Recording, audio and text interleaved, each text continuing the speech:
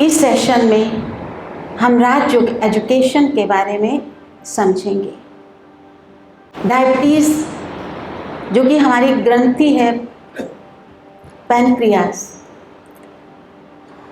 जो तनाव से बहुत जल्दी प्रभावित होती है, खराब होती है, उसमें थोड़ी सी भी खराबी आती है तो उसका प्रभाव दूसरे ऑर्गन्स के ऊपर भी पड़ता है, उनकी कार्य प्रणाली के ऊपर भी आता है।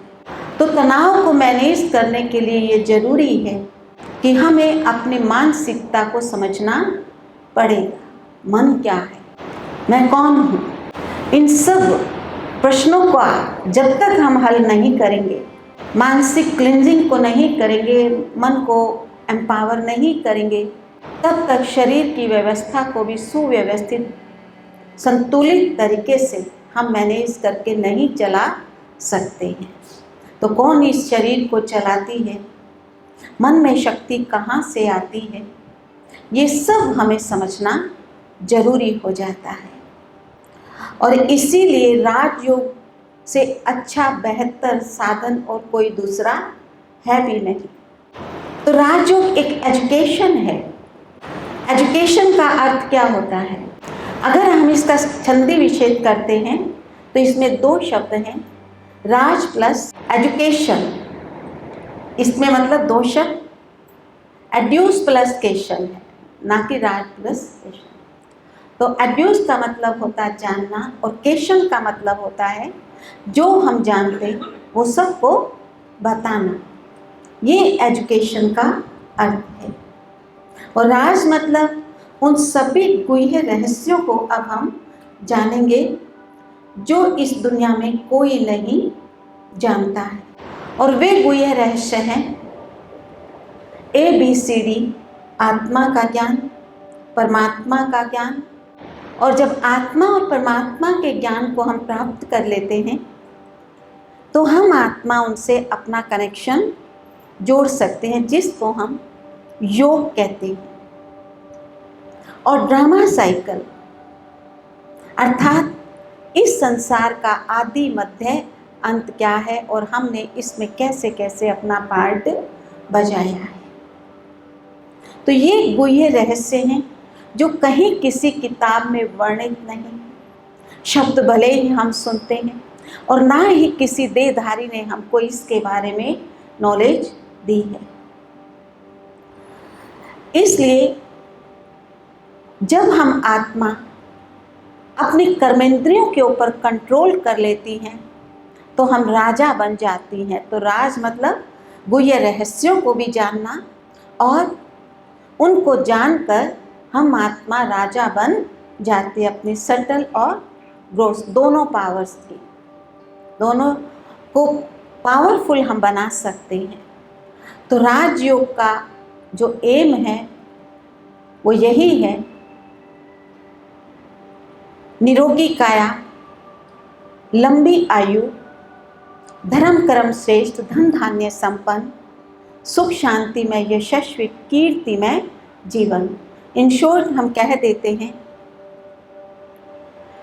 Ever wealthy, ever healthy, ever happy life. तो आज के इंसान के पास तो ये है नहीं। इसलिए जब भी हमारे जीवन में धन की कमी होती, कोई बीमारी है, झगड़े हैं, कोई भी कार्य नहीं बन रहा होता है तो हम अपने अपने इष्ट देवों को याद करते हैं, क्योंकि एक्चुअल में परमात्मा कौन है ये हमें नहीं क्लियर है। और हमारी एक बिलीफ है, ये फेथ है कि उनकी याद से हमारा कार्य जो है वो संवर जाएगा।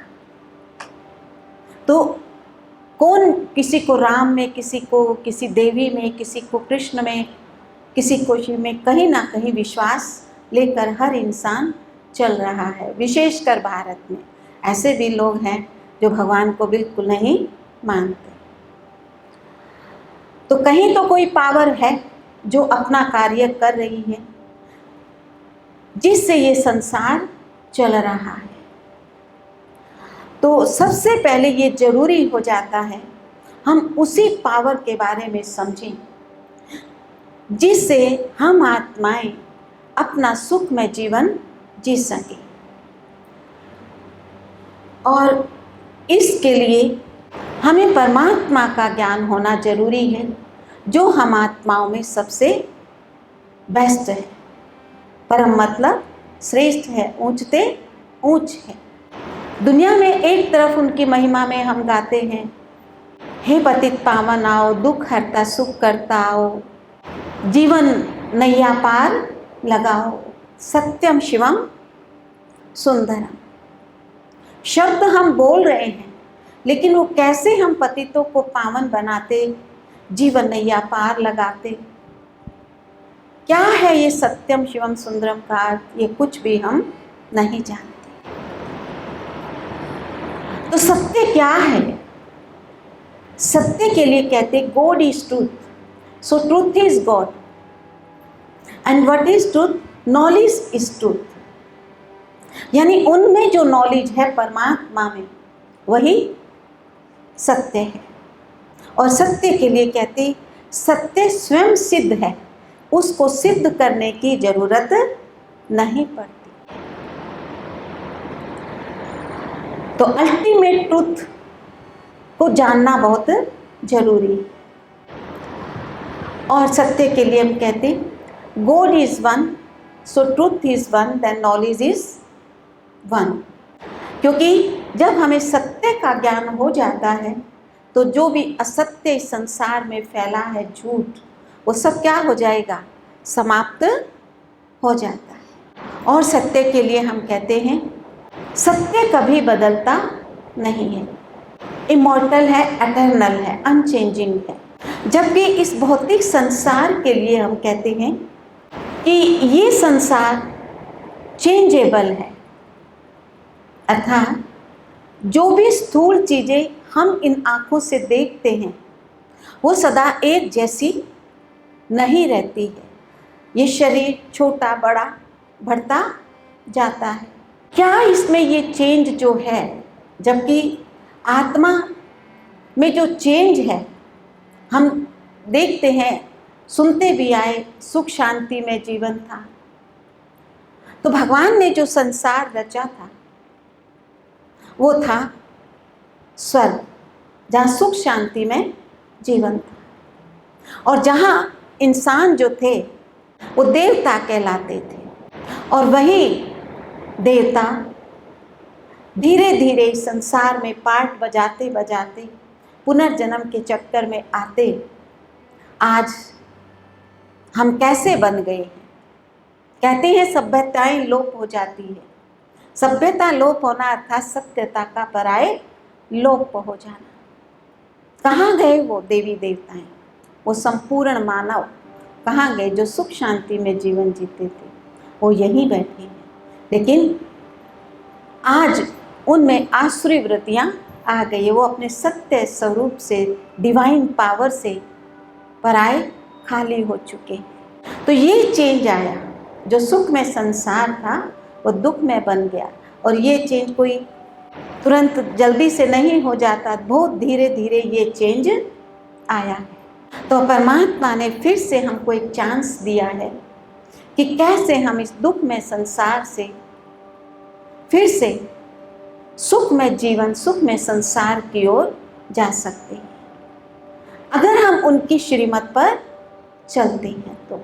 तो वो कहते कि जो जो तुमने भूलें की हैं, गलतियां की हैं, वो उन सब का कारण भी बताते, क्यों वे भूले हुई, कब से हुई, कैसे हुई, और फिर उसका निवारण क्या है वो भी ये बता रहे हैं। और उन्होंने ये भी बताया अब भी तुम भूले क्या की।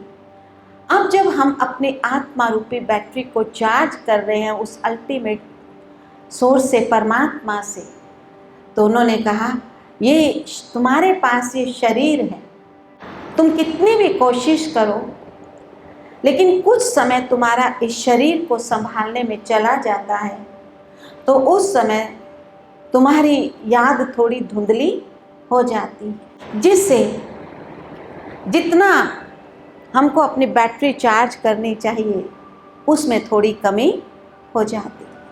तो उन्होंने ये कारण भी हमको बताया।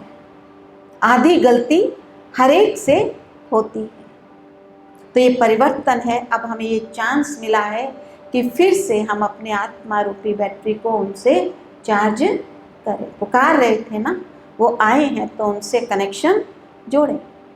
और सत्य के लिए हम कहते वो ऑल माइटी अथॉरिटी है। आरती में भी हम गाते, ऊंचे ते ऊंचा तेरा नाम, तेरा काम तेरा धाम, उनसे ऊंच ऊपर और कुछ भी नहीं है। और उस ऑल माइटी पावर जब हम में आती है तो हम भी मास्टर ऑल माइटी बन जाते हैं। उनको हम सर्वशक्तिमान कहते, तो हम भी क्या बन जाएंगे?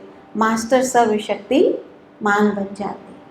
तो ये ट्रुथ को हमें आगे गहराई में समझना है। और शिव का अर्थ है, शिव अर्थात कल्याणकारी, जिसकी हमने एक ये यादगार भी बनाया है, ये शिवलिंग बनाया है, आप देखते हैं।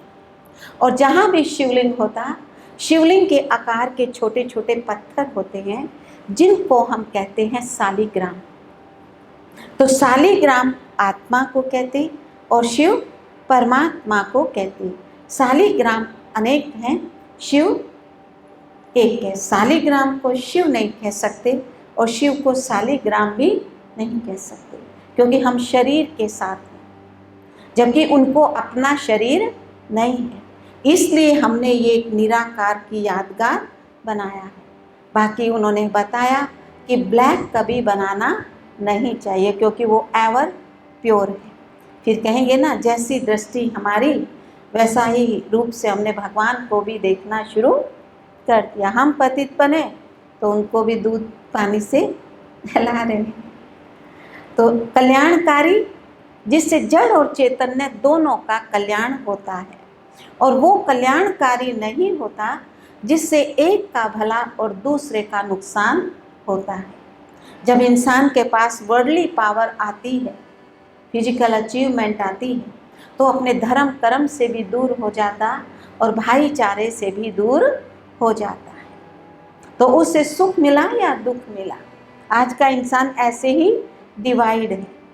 जबकि परमात्म शक्ति हम सब में आती है तो हम सब यूनाइट हो जाते हैं, अपने धर्म कर्म को पहचान कर जीवन जीना शुरू करते हैं। तो वो कल्याणकारी है। और सुंदरम मतलब, सुंदर का मतलब क्या होता है? प्योर, पावन।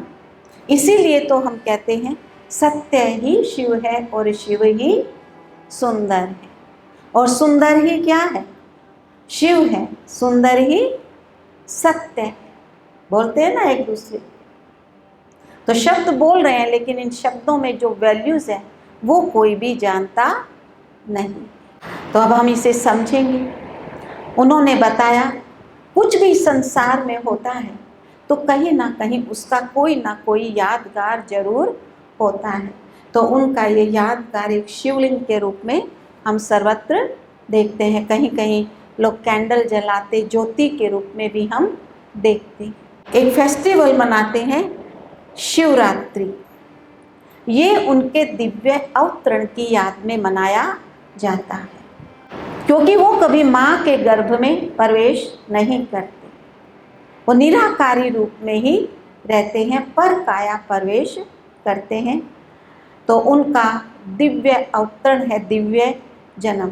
बाकी जितनी भी आत्माएं हैं सब माँ के गर्भ में प्रवेश करती हैं। तो क्योंकि उनके पास शरीर है, वो अपने कर्मों का फल पाती हैं, अच्छे या बुरे। जबकि परमात्मा की महिमा में हम गाते हैं वो अभोक्ता है, क्योंकि उनको कोई कर्मों की भोगना नहीं, अजन्मा है, अयोनिस है, ठीक है ना, क्योंकि वो तो एवर है, एटर्नल है, सदा है। और इसलिए उनका दिव्य अवतरण कहा जाता है, पर काया प्रवेश होते हैं। अब वो हाजिर नाजिर है हम सबके समक्ष। तो ये शिवरात्रि उनकी याद में मनाते। और रात्रि शब्द भी क्यों कहा? क्योंकि वो ऐसे समय पर इस सृष्टि पर आते हैं जब सबके अंदर ये 5 विकारों का अंधकार छाया है, काम, क्रोध, लोभ, मोह, अहंकार। आज हर एक में है। और ये क्यों आया? अज्ञानता मेन कारण है। और इसलिए कहते हैं अज्ञानता सबसे बड़ा अभिशाप है। इसलिए हम क्या कहते हैं? अस्तो मां सद्गमय। वो आते तो हमें असत्य से सत्य की ओर ले जाते। फिर गाते हम तमसो मां ज्योतिर्गमय। तमस क्या है? ये अज्ञानता का अंधकार, क्योंकि हम स्वयं को शरीर समझते, देह समझते हैं। और देह समझने से ही ये 5 विकार आते, काम, क्रोध, लोभ, मोह, अहंकार और इनके बाल बच्चे। और ज्योति क्या है? जब हमें ये सत्य ज्ञान मिलता कि मैं तो आत्मा, परमात्मा का बच्चा हूँ, मैं आत्मा तो बाकी सब भी आत्मा, तो जब ये नॉलेज हमारे पास आती, रोशनी, ज्योति आती है, तो हम क्या बन जाते? ज्ञान स्वरूप, पवित्र स्वरूप, शांत, प्रेम, सुख, आनंद और सब शक्तियों से भरपूर हो जाते। इसलिए हम कहते तमसो मां ज्योतिर्गमय। आप देखेंगे government, official places, school, college, सब जगह ये लिखा हुआ है सत्यम शिवम सुंदरम, परंतु यथार्थ मीनिंग कोई जानता नहीं। हर वर्ष हम शिवरात्रि मनाते हैं, लेकिन फिर भी कंफ्यूज हैं ये क्या है। और भी हम कहते मृत्युर्मा अमृतगमय, क्योंकि दुनिया मृत्यु लोक है और अमृतगमय, ये ज्ञान ही अमृत है। जब हमें ये ज्ञान मिलता है तो हम अमर लोक की ओर चले जाते हैं, क्योंकि देवताएं इच्छा से शरीर का त्याग करते हैं, जबकि यहाँ हम कर्मों की भोगना के चलते कब ये शरीर छूट जाए नहीं मालूम। फिर नेक्स्ट जन्म में फिर से मेहनत करनी पड़ती है, जबकि देवताएं अपने सत्य स्वरूप में रहते हैं, तो वो इच्छा से शरीर का त्याग करते हैं और उनका नेक्स्ट जन्म भी बहुत श्रेष्ठ होता है। तो ये शब्द हम बोल रहे हैं, लेकिन अब इन सत्य जो शब्द हैं इनको हमें अपनी लाइफ में अनुभव करना है, क्योंकि यहाँ विशेष क्या है? आत्म परमात्म अनुभूति को हमें करना है। भले ही हम पहले से भी ये ज्ञान जानते हैं, लेकिन जितना हम बार बार इसे मनन करते सुनते हैं, तब कहीं जाकर हमें इन शब्दों का टेस्ट आता है और हमें महसूस होता है कि हाँ, मैं आत्मा हूँ, परमात्मा की संतान हूँ। तो ये शिवरात्रि उनके दिव्य अवतरण की यादगार है, दिव्य अवतरण कहा। अब ये बताया जैसे कि सर्वत्र हम शिव को पूजते हैं, अनेक नामों से हम उनको जानते हैं, और शिवलिंग या लैंप के रूप में, कैंडल के रूप में उनके यादगार देखने को मिलते हैं। एक तरफ तो इंसान कहता कि वो नाम रूप देश काल से परे है, फिर पुकारता भी है। तो परमात्मा शिव ने हमें बताया कि नाम रूप देश काल से परे कभी कोई चीज़ होती नहीं। अगर ऐसी चीज़ है तो हम उसको ढूंढेंगे कैसे? ये भी तो बात है। तो उनका नाम है शिव। शिव मतलब कल्याणकारी, और वो एवर प्योर है, सत्य कभी बदलता नहीं। तो उनके नाम रूप देश काल सबके आगे सदा शब्द, एवर, ऑलवेज शब्द जरूर आना चाहिए। इसलिए हम क्या कहते हैं? सदा शिव, सदा ही कल्याणकारी। और उनका रूप है निराकार ज्योतिर्बिंदु स्वरूप। निराकार का अर्थ मैं आपको क्लियर करूं, वो हमें इन आँखों से दिखाई नहीं देते हैं। जैसे देखो, टेस्ट है, फ्रेग्रेंस है, स्मेल है, सर्दी गर्मी, दुख सुख, दर्द, ये दिखाई देता है, अनुभव होता है, परंतु अनुभव के लिए भी ज्ञान चाहिए। ठीक ऐसे ही परमात्मा को हम ज्ञान के नेत्र से अनुभव कर सकते हैं, देख सकते हैं। तो ऐसे नहीं फिजिकल आंखों से, ज्ञान के नेत्र से हम उनको अनुभव करते, इसी को देखना कहा जाता है। तो वो जो ज्ञान देते उसको हम यूज करेंगे तो ही तो हमें उनकी अनुभूति होगी कि मैं आत्मा परमात्मा। तो उनके ज्ञान का एक एक पॉइंट, ज्ञान हमेशा निराकार होता है, चाहे फिजिकल नॉलेज है चाहे स्पिरिचुअल नॉलेज है, वो निराकार है। उनके ज्ञान का एक एक पॉइंट्स बिंदु, जिससे हमारी आत्मा का अंधकार मिट रहा है। इसलिए हम क्या कहते हैं, उनका रूप निराकार ज्योतिर्बिंदु। सौ मतलब आत्मा, वो भी एक आत्मा है और उनका रूप निराकार ज्योतिर्बिंदु। वो ज्ञान अमृत के सागर हैं। ये ज्ञान ही अमृत है जिससे हम आत्माएं इमॉर्टल है, एटर्नल है।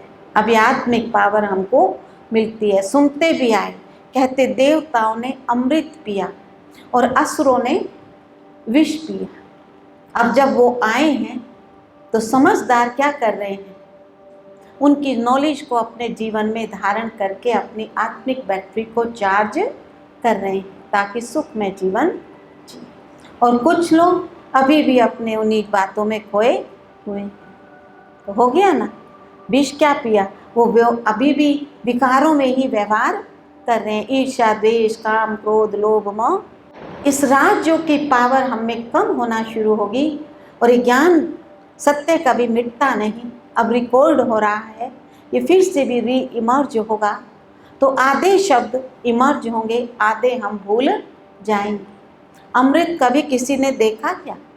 क्योंकि ज्ञान ही अमृत है, ज्ञान ही जल है, दुग्ध है, घृत है, पारस मणि, कस्तूरी, जो नाम आप इसको दो। तो ज्ञान अमृत कहते ना, अमृत अमृत, खाली अमृत नहीं, ज्ञान अमृत। ज्ञान जल है, इसलिए लोग सोचते जल में स्नान करने से आत्मा पावन बन जाएगी। ऐसा नहीं, उससे शरीर का मैल छूट सकता है, आत्मा का अज्ञानता का अंधकार नहीं मिट सकता। तो ज्ञान अमृत के सागर हैं, दिव्य बुद्धि के दाता हैं। क्योंकि हम सबकी बुद्धि अदिव्य है, दे दे के वैभव संबंध पदार्थ। अब हमें ये डिवाइन इंटेलेक्ट मिल रही है, आत्मा के ज्ञान, और इसीलिए हम कहते हैं वो दिव्य दृष्टि विधाता है। जब ये ज्ञान हमारी इन शरीर की कर्मेंद्रियों से झलकता है तो हमें सब कुछ स्पष्ट होने लगता है, क्या राइट क्या रॉन्ग, क्यों कोई सुखी क्यों कोई दुखी। सुनते भी आए ना कि इनके बोल में बड़ी पावर है, इनकी दृष्टि में बड़ी पावर है, क्योंकि वो सत्य स्वरूप में देखते हैं, बोलते हैं, तो वो पावर, वो वाइब्रेशन हम रिसीव करते हैं। तो दिव्य दृष्टि विधाता है। और पतित पावन, पतित कौन? जिसमें भी ये विकार है वो पतित, मनुष्य सभी में है, इसीलिए तो हम ये पढ़ाई पढ़ रहे हैं। और पावन परमात्मा है। जब हम आत्माएं उस पावन के संग में आएंगी तो हम क्या बन जाएंगे? पतित से पावन। इसलिए कहते हैं ना, राम आए तो चढ़ाई शुरू हो गई।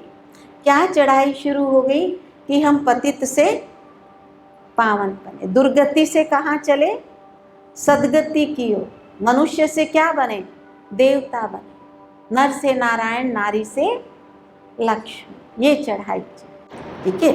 और सत्य चित्त आनंद स्वरूप, जिसको इन शॉर्ट हम कह देते सच्चिदानंद, वो सत्य है, चैतन्य है, आनंद के दाता। और वही हमारी इस कलयुगी दुनिया से जीवन नैया कहाँ ले जा रहे हैं? क्षीर सागर की ओर ले जा रहे हैं, विषय सागर से क्षीर सागर। क्योंकि अभी सारी दुनिया में क्या, विषय सागर में गोते लगा रहे। तो वही खिवैया भी दुख हरता सुख करता है, और खुद सुख दुख से न्यारे हैं, क्योंकि उनको शरीर ही नहीं है तो उन्हें सुख दुख की अनुभूति नहीं होती। और अब हम जो ज्ञान ले रहे हैं, परम ज्ञान है, ऊंचते ऊंच, तो इस ज्ञान से हम, इस ज्ञान को भी परम ज्ञान है ये, तो इससे हम परम पवित्रता, परम शांति, परम प्यार, परमानंद, परम शक्तियों की प्राप्ति कर सकते हैं। यानी दुनिया से परे का सुख शांति अब हमें अनुभव हो रही है। यही समय है जब ये हम अनुभूति करते हैं। ना देवताओं को है ये अनुभूति और ना मनुष्यों को ये है अनुभूति। ये अनुभूति जो परमात्मा से ये पढ़ाई पढ़ रहे हैं उन ब्राह्मण बच्चों को ही हो पाती है। तो कितना बड़ा ये भाग्य। तो वो सुख दुख से न्यारे हैं, तो हम भी अब क्या है, सुख दुख से न्यारे हो रहे हैं। दुख है इस समय, ये नहीं है कि नहीं है, लेकिन अब हमें ये दवाई मिल जाती है। दवाई मिल जाए डॉक्टर से और डॉक्टर कहेंगे नहीं नहीं आप बिल्कुल ठीक हो जाएंगे, तो हमारा दुख क्या होने लगता है, कम होने। हम पूछते हैं डॉक्टर साहब कितने दिन में कितना फ़र्क आएगा, डॉक्टर बताएगा इतनी डोज खाएंगे तो आपको इतना फ़ायदा हो जाए, और वो ठीक लगती है तो हमें विश्वास बन जाता है, हम उस दर्द को सहन कर लेते। ऐसे ही परमात्मा है क्योंकि सत्य स्वयं सिद्ध है। तो अब हम भी सुख दुख से परे हो रहे हैं। होगा दुख लेकिन फिर भी धैर्यता को धारण करके चलेंगे, और जन्म मरण से भी परे, क्योंकि आज शरीर उनको शरीर नहीं है। हम जन्म मरण में आते प्यार के सागर सब आए हैं तो सबकी ज्योत जगाएंगे। मुक्ति जीवन मुक्ति दाता। मुक्ति हमें किससे चाहिए, जीवन से नहीं। ब्रह्मा द्वारा स्थापना, विष्णु द्वारा पालना, शंकर द्वारा विनाश, और ब्रह्मलोक के रहने वाले हैं। ये संसार जहाँ हम बैठे हैं, ये जो वाइट नीला पार्ट तक हम देखते हैं, ये है ये भौतिक संसार, ये हमारा कर्म क्षेत्र है। इस 5 तत्वों से परे एक 6th एलिमेंट है जो लाइट का तत्व है, जहाँ लाल सुनहरी प्रकाश फैला है। और इस संसार की जितनी भी आत्माएं और परमात्मा वो सब यहाँ निवास करते हैं, इसलिए इसको प्रकाश तत्व भी कहते हैं, महातत्व भी कहते हैं। यहाँ 5 तत्वों में चेंज होता है लेकिन यहाँ कोई चेंज नहीं होता। इसको परलोक कहते क्योंकि 5 तत्वों से परे है, जबकि ये 5 तत्व एक दूसरे में ओतप्रोत हैं, जबकि ये इस सबसे अलग है।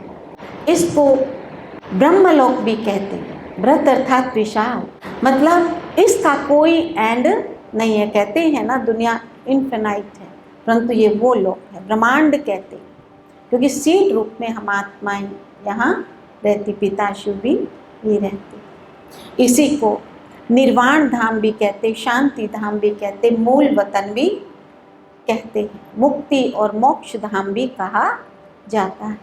तो यहाँ के शिव पिता रहने वाले हैं परम धाम के, ऊंचे ते ऊंचे, इससे ऊपर और कुछ भी नहीं। तो ये जो पिता का घर सो हम आत्माओं का भी घर है। और परमात्मा शिव जो हैं उनको सब ने स्वीकार किया है, उनको सबने माना। जैसे क्राइस्ट ने कहा God is light, God is one and I am son of God. Guru Nanak Dev ji ने भी कहा ओमकार निराकार ज्योति स्वरूप। उन्होंने भी उनको कहा वो एक है और ज्योति स्वरूप है। मोहम्मद साहब ने भी कहा अल्लाह नूर है, और वो भी हज करने जाते, हज मतलब तीर्थ पर जाना, तो वो भी कहते जब तक हम मक्का में हज के लिए नहीं जाते तो मुक्ति नहीं मिल सकती। वास्तव में ये तो एक यादगार है। जैसे भारतवासी हिंदू कहते जब तक चारों धाम की यात्रा नहीं करो तो मुक्ति नहीं मिलती, ये तो एक सिंबॉलिक है। वास्तव में जब तक हम खुद को ना जाने, अपने पिता को ना जाने और पावन बनने के इस मार्ग पर ना चले पावन बनकर, तब तक मुक्ति धाम हम अपने घर जा नहीं सकते। तो वही हमें मुक्ति धाम का रास्ता बताते, उनको ही विश्वनाथ कहते, इस विश्व के आदि मध्य अंत को जानते। और जब हम नीचे आते तो सबसे पहले हमने उनका ही यादगार बनाया। वहाँ पे सोमनाथ का मंदिर बनाया। सोम मतलब अमृत और नाथ मतलब नॉलेजफुल, ये ज्ञान मतलब उन्हीं का यादगार हमने बनाया। उन्हीं को अमरपुरी बनाने वाले हम अमरनाथ भी कहते महाभारत लड़ाई से पहले श्री कृष्ण ने भी थानेश्वर में किसकी स्थापना की थी? शिवलिंग की ही स्थापना की, गोपेश्वर जो गुप्त। ऐसे ही राम के लिए भी कहते कि राम ने भी लंका पर चढ़ाई से पहले किसकी स्थापना की थी? रामेश्वर में शिवलिंग की ही स्थापना की। वो तो एक यादगार है। यानी राम राम कैसे बने, उन्होंने भी ये राजयोग सीखा। इस समय कृष्ण कृष्ण कैसे बने, उन्होंने भी परमात्मा से इसी समय ये राजयोग सीखा, जिससे वो वैकुंठ के फर्स्ट प्रिंस बनते। नेपाल में लोग उनको पशुपतिनाथ कहते हैं, क्योंकि जानवर तुल्य मनुष्य आज बन गया इन विकारों के चलते, और ऐसे को वो मंदिर लायक बनाते। बबूलनाथ, इन विकारों को ही कांटे कहते, इसलिए कहते बबूलनाथ भी हम उनको कहते हैं। ऐसे मनुष्य को वो सुधारते। तो पूरे भारत में इतने नाम हैं कि गिनती भी करना मुश्किल है। हम रत्नागर, सौदागर, एक ओंकारेश्वर कितने नाम से पुकारते हैं, वैद्यनाथ, नेमिनाथ, कितने नाम हैं उनके, परंतु शिव शब्द में सब समाया हुआ है। ये गुणवाचक नाम है परमात्मा शिव का। पूरे विश्व में कहीं भी जाओ, जैसे बेबीलोन में उनको शिवोम शब्द से याद करते, और थाईलैंड में एकोनिस के नाम से याद करते हैं। ऐसे ही रोम में प्रियपस के नाम से याद करते, तो फ्रांस में आइसिस के नाम से याद करते। पहले कहते चर्च में भी शिवलिंग होता था, फ्रांस इटली में कहते आज भी ये होता है। पूरे विश्व में एक समय था जब शिव को ही सब मानते थे, तो सर्वत्र उनके यादगार है। चीन में भी उनको हुवेडी फू नाम से पुकारते, तो अथाह उनके नाम है। तो शिव है गुणवाचक नाम। उनके रहने के स्थान से भी नाम है, वो क्या कहते हैं? मुक्तेश्वर, क्योंकि वो मुक्ति धाम के रहने वाले हैं। पार ब्रह्म परमेश्वर, जो 5 तत्वों से परे परम धाम के रहने वाले, तो हम उनको परमेश्वर कहते हैं। तो रहने के हिसाब से भी नाम है। कर्तव्यवाचक भी उनका नाम है, क्योंकि वो ब्रह्मा विष्णु शंकर के रचयिता है। तो क्या कहते, शिवलिंग के ऊपर त्रिपुंडी बना देते हैं ना, 3 गोमुख जैसे बना देते हैं, तो उनके अथाह नाम है। लेकिन वो कहते मेरा शिव नाम सबसे एक्यूरेट नाम है, और तो सब ने परमात्मा शिव को माना है। और क्योंकि वो निराकार है, तो उनको भी कार्य करने के लिए एक तन की जरूरत पड़ती है। इसलिए उन्होंने जिस तन में प्रवेश किया, अब मैं उनके बारे में बता रही हूँ आपको। आपने ये चित्र यहाँ हर जगह देखा होगा, जो नए भाई हैं।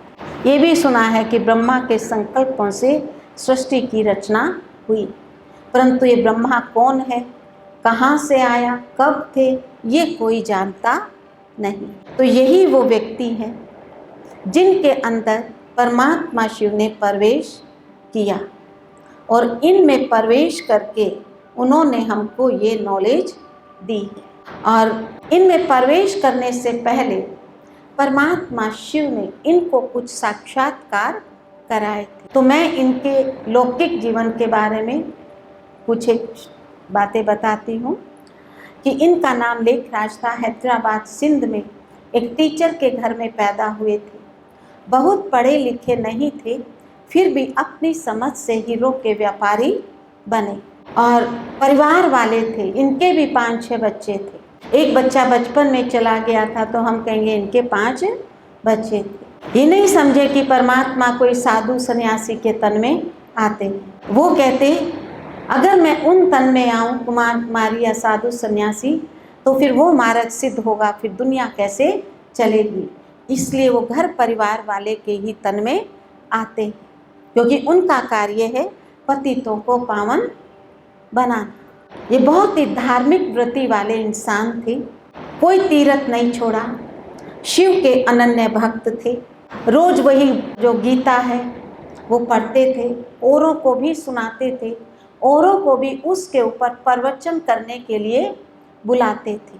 कई गुरु किए थे, तो ऐसा इनका लौकिक जीवन था। विष्णु का फोटो सदैव इनकी पॉकेट में रहता था। समय 1936-37 जब इस ब्रह्मा कुमारी संस्था की स्थापना हुई थी, और 1936 का समय वो है जब परमात्मा शिव ने इनको एक के बाद एक साक्षात्कार कराए।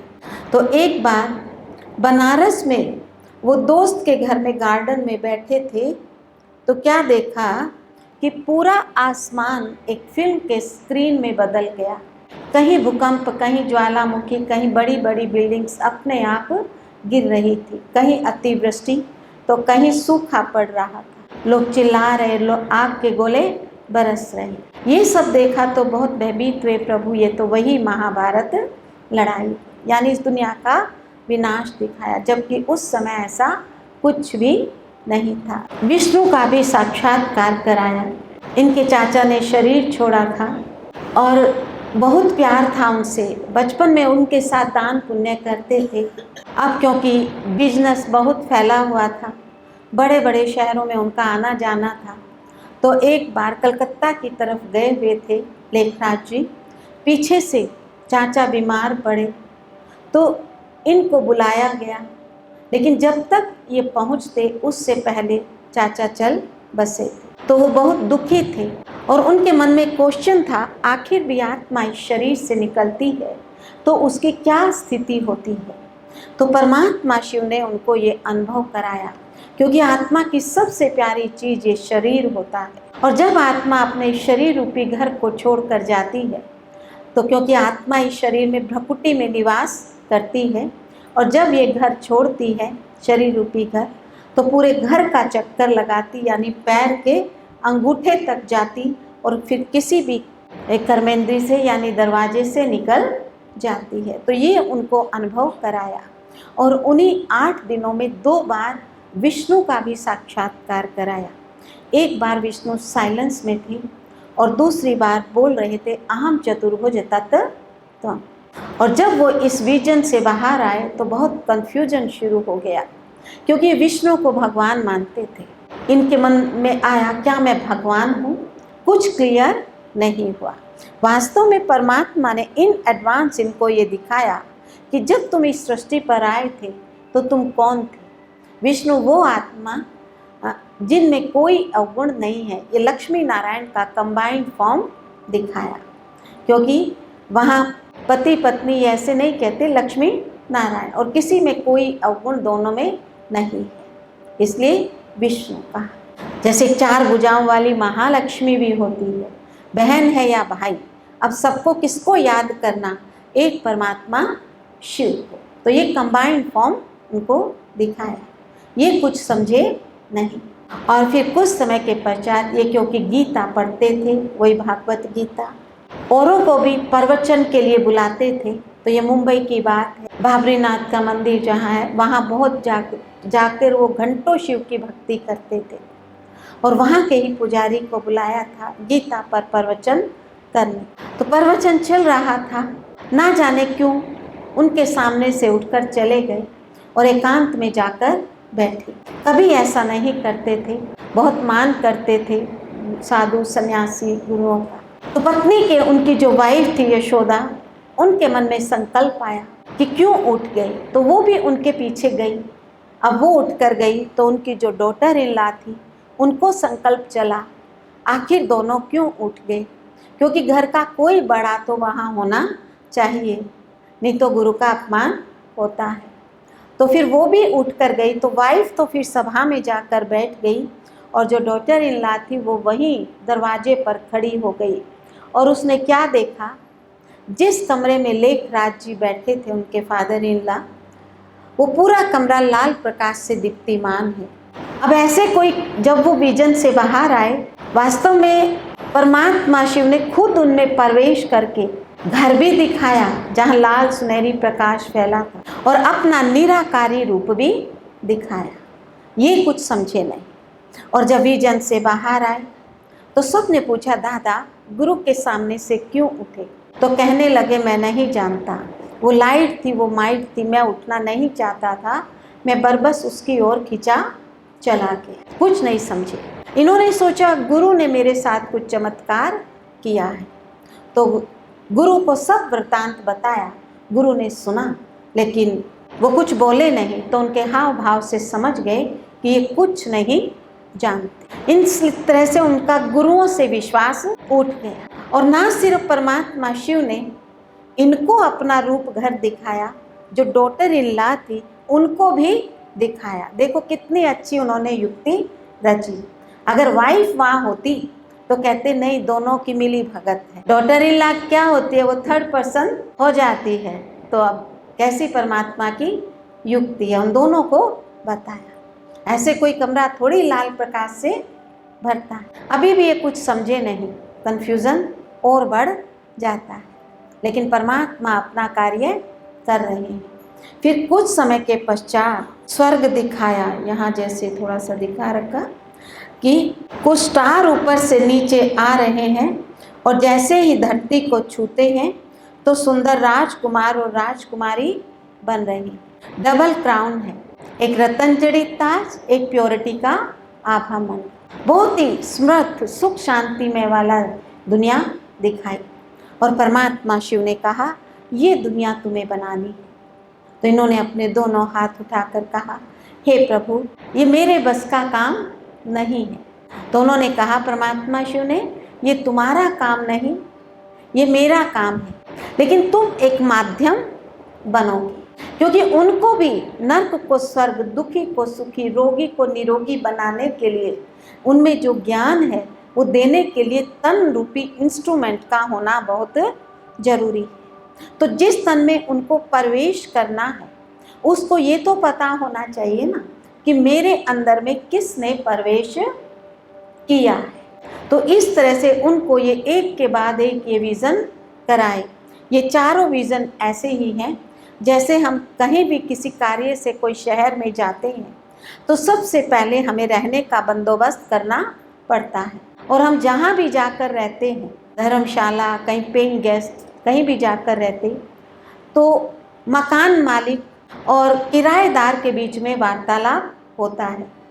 किराएदार अपनी ज़रूरत बताता है और मकान मालिक अपनी। यहाँ तो इस शरीर के मालिक ये लेखराज जी हैं, जो कुछ नहीं जानते अपने बारे में। परमात्मा शिव इसके शरीर में किराएदार होंगे, वो इनके बारे में भी इनको बता रहे हैं और अपने बारे में भी बता रहे हैं, और ये भी बता रहे हैं क्यों वो इस संसार में आए हैं, क्या कार्य उनको अब करना है। तो ये सब बातें इनको क्लियर। तो एक ही तन में अब दो आत्माएं हो जाती है, एक इनकी आत्मा और एक लेखराज जी की अपनी, और एक शिव परमात्मा शिव आ जाते हैं। और आत्मा इस शरीर में जहाँ हम बिंदी तिलक लगाते हैं भ्रकुटी में निवास करती है, तो परमात्मा भी यहाँ इनकी बाजू में आकर बैठ जाते। तो ये उनका किराए का तन हो जाता है। क्लियर? अपना नहीं। जैसे होते हैं ना, एक ही मकान में किराएदार भी रहे और मकान मालिक भी रहता है, एंट्रेंस एक ही हो, उसी दरवाजे से मकान मालिक भी आया जाए करे और किराएदार भी। तो जैसे आत्मा इन आँखों से देखती, मुख से बोलती, कानों से सुनती, हाथों से कर्म करती, ऐसे परमात्मा शिव भी अब अपनी इन किराए की आँखों से हम बच्चों को देखते, इन किराए के कानों से हम सबको बच्चों को सुनते, मुख से ज्ञान देते, अपना नहीं है। जैसे मकान तो मकान मालिक का ही है, लेकिन किराएदार भी जिस पोर्शन में रहता है वहाँ अपना बोर्ड लगा देता है। तो परमात्मा शिव ने अब जिस इस तन में आए तो इसका नाम क्या रख दिया? ब्रह्मा। बृहत अर्थात विशाल, विशाल जिसकी बेहद की बुद्धि। लेखराज जी की बुद्धि तो हद की थी, इसी एक जन्म के दे के वैभव संबंध पदार्थ ये बुद्धि थी। अब परमात्मा शिवाय तो बेहद की बुद्धि क्या मिली? अब हम आदि मध्य अंत को जान गए इस सृष्टि की। तो इसको विशाल बुद्धि, बेहद की बुद्धि, दूरांदेशी बुद्धि, यानी 5 तत्वों से परे 6th एलिमेंट की भी बुद्धि हमको मिल गई, परम धाम की। इसलिए दिखाते ना, कृष्ण ने मुख में क्या दिखाया? पूरा ब्रह्मांड विश्व दिखाया। तो यही है, ये उनका किराए का रथ है ब्रह्मा। समझ में आया? 2 आत्मा। और वो इसमें बैठे नहीं रहते हैं, आते ज्ञान देते और चले जाते, इसलिए हम उनको मेहमान भी कहते हैं। वो कहते हैं अगर मैं इसमें बैठा रहूँगा तो फिर ये अपना कार्य कैसे करेगा। मेहमान हर वक्त हमारे घर में बैठा रहे तो हमारा सारा कार्य ठप होता है। मेहमान नवाजी थोड़ी देर की होती है, नहीं होता ऐसे, या 1-2 दिन कर देंगे, फिर क्या चाहते हैं। तो वो आते ज्ञान देते और चले जाते, इसलिए ये मुसाफिर खाना हो जाती है। और इस शरीर को नहलाना खिलाना पिलाना, इस शरीर में तो बीमारियां भी होंगी क्योंकि लेख रात से तो कुछ गलत कर्म भी हुए हैं, लेकिन इन सब का प्रभाव परमात्मा के ऊपर नहीं पड़ेगा क्योंकि ये उनका तन नहीं, वो तो बस इस मुख से ज्ञान देते हैं। तो ये आत्मा भी बाजू में बैठी है, ये भी अपने कानों से सुनती है और हम आत्माएं भी इनके सम्मुख बैठे सुन रहे हैं। जो सुनते आए ना कि कृष्ण के ने अर्जुन के रथ में बैठकर ज्ञान दिया, अर्जुन का मतलब जो नंबर 1 बना, तो इन्होंने इतना परमात्मा शिव को फॉलो किया। अब मैं इनको ब्रह्मा कह रही हूँ, लेखराज जी नहीं, क्योंकि उनका ये रथ है ना, तो इन्होंने इतना फॉलो किया लेखराज जी की आत्मा ने, ब्रह्मा ने, कि ये नंबर 1 बन के या यही स्वर्ग में जाकर श्री कृष्ण बने। और कहते ना अर्जुन को ज्ञान दिया, तो क्या एक को दिया, फिर हम सुनते आए जो ओटे सो अर्जुन, जो इस ज्ञान को उठाए वो अर्जुन, नंबर 1, कोई एक अर्जुन की बात नहीं, परंतु ये नंबर 1 बनता है। और कर्म क्षेत्र है तो इस ज्ञान की तो सबको जरूरत है, तो अहिंसक है ये, ठीक है ना। और इसी तरह से परमात्मा शिव ने जब इनके मुख से ज्ञान दिया तो जिन भी बच्चों ने इस ज्ञान को अपने जीवन में धारण किया वो सभी कौन कहलाए, ब्रह्मा कुमार ब्रह्मा कुमारी। इसलिए इस संस्था का नाम क्या है, प्रजापिता ब्रह्मा कुमारी ईश्वरीय विश्वविद्यालय। ईश्वर ने ये विश्वविद्यालय बनाया है। विश्व की कोई भी आत्मा कैसी भी किसी भी धर्म की यहाँ आकर अपने पिता से अपना सुख शांति में का वर्षा ले सकती है, कोई फीस नहीं है इस नॉलेज। और कुमार कुमारी शब्द से कंफ्यूज नहीं होना, ये सत्य ज्ञान है। तो जो भी आत्मा इस ज्ञान को जब उसने सुना तो वो आत्मा पवित्र जरूर बनेगी। अब कुछ वे आत्माएं जो अभी तक गिरे नहीं हैं तो वे कुमार कुमारी, सिर्फ कुमार कुमारी थोड़ी, वो कहेंगे ब्रह्मा कुमार कुमारी।